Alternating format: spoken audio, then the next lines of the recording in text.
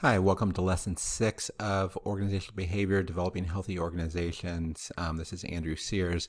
And this week we're going to talk about employee motivation, behavior, and burnout.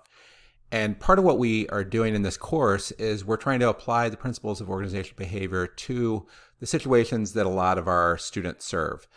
So the whole field of burnout, if you look at it, they talk about it's burnout in the caring professions or burnout in high trauma environments. Probably about 80% of our students are either in caring professions or high trauma environments, or maybe higher than that. And we want to kind of zero in on that in this presentation. So the whole idea behind organizational design is you have an environment, and then you're going to have an organizational strategy and culture and core processes and systems and leadership that help you get results kind of out of that environment, right? So you're serving an at-risk population. So what we talked about before was organizational health and effectiveness depend on having all of these aligned, right? But what if your environment is high trauma and or under-resourced? So that, often I describe what a lot of urban ministries do is they create order out of chaos, or, in the Bible, beauty for ashes, or, bringing healing. So how do you have an organization that actually does that? And it doesn't just create ashes for ashes.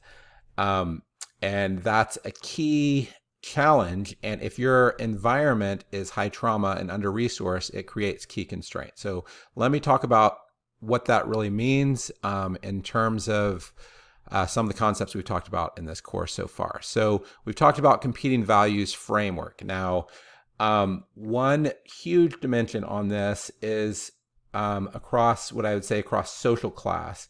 As you go up in the competing values framework, it's more flexible. And as you go down, it's more focused. This is Myers-Briggs Pig. This is Myers-Briggs J. And it's going to be, as you move up, it's going to be more accessible to the lower classes, the developing world, and a high trauma environment.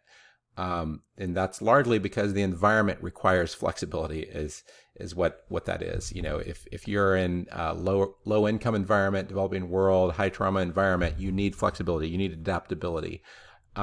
And then if you're more resourced, you can, essentially afford to have stability. So down here, it's more accessible to the upper classes and developing world and stable environment. So that is an important dimension to recognize across the competing values framework. So that has personal implications, whereas, departments that are in this bottom half often are going to work more with those who are more resourced, so compliance with the government, or fundraising with people who have more resources, where often this section will work more with clients, and this will be adapting to new environments. So that's one framework. The other one I want to talk about is, I think we covered this, in leading, what you're trying to do is you're trying to balance concern for people and concern for results. And this is really, the cooperation versus compete, right?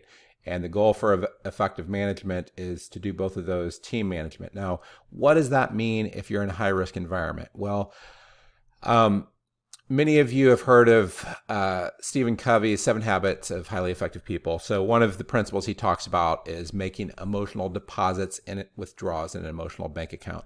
What burnout basically is, it's that your people's emotional bank account, or an individual's emotional bank account, is empty. And generally, it's not just empty with you; it's empty in life. So, and what happens is emotional deposit. So there's 2 ways that this can be strained. So if you have workers remotely, and I have been training a lot of people around COVID-19, emotional deposits happen much more slowly in a remote environment. But also, if you're in an at-risk environment, emotional withdrawals are going to happen more often. So if you have a remote work employees, then you might be driven here unless you're very intentional about showing care. The same thing is true about serving under-resourced communities, and serving under-resourced and if your organization is under-resourced and serving at-risk communities, it can drive you here. So, we've worked closely with hundreds of nonprofits, and it's very common for a nonprofit to have super loving leadership, but to be extremely under-resourced, to have just a flood of need, and their people are burning out. So that's what I'm talking about here, is you're extremely under-resourced and you're serving at-risk communities, and it feels like this, burnout environment. So, as I talked about before, a big part of the solution to that is you have to have balance between the culture of your clients and the culture of your resources.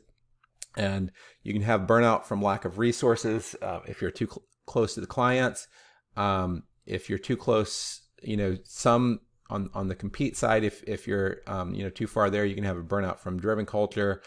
And ultimately, senior managers need to be balanced bridge builders. So, and last week I talked about some of the aspects of healthy and unhealthy organizations. I want to talk about specifically the ways you burn out. If you're too focused on the collaborate, as I mentioned, then you can burn out from lack of resources. If you're too focused on the compete, you can burn out from drivenness. But also, if you're too focused on the create, then you might burn out from lawsuits and government investigations. You're essentially not managing your risk, doing risk management well enough.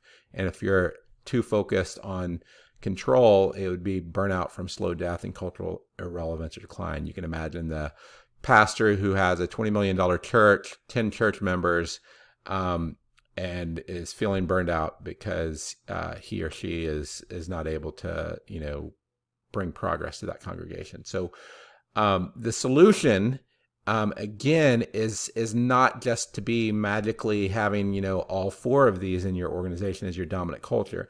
Part of the solution is just to be clear, it would be to have good program people.